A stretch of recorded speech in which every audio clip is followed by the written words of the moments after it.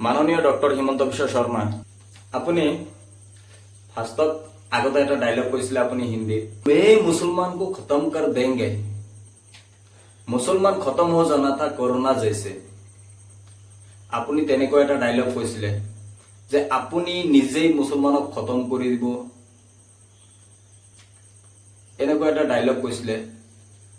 কিন্তু এতিয়া আপুনি সেইটোৱে মুছলমানক কেতিয়াবাও ধ্বংস কৰিব নোৱাৰে।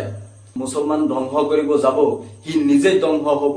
কিন্তু আৰু এটা কথা কৈছিলে যে আপোনালোকে মোল্লা হ'ব বিচাৰে নে জজ বেৰিষ্টাৰ উকিল হ'ব বিচাৰে, মই কিন্তু মোল্লা হ'ব নিদিও। কিন্তু আপুনি সেইটোৱে কৰি আছে। আপুনি যিবিলাক অসমৰ যিবিলাক মছজিদ মাদ্ৰাছা ভাঙি আছে, আপোনাৰ এটা এটাকে জবাব দিবই লাগিব। এদিন নহয় এদিন এখন আপোনাৰ জবাব দিবই লাগিব।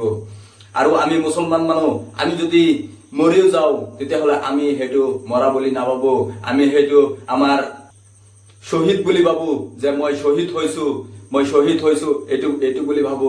আৰু আমাৰ মছজিদ মাদ্ৰাছা ৰক্ষা কৰিবলৈ হলে, আমাৰ জীৱন দি হলেও আমি আমাৰ মছজিদ মাদ্ৰাছা ৰক্ষা কৰিমেই, আমি আমাৰ ইছলাম ধৰ্ম ৰক্ষা কৰিমেই।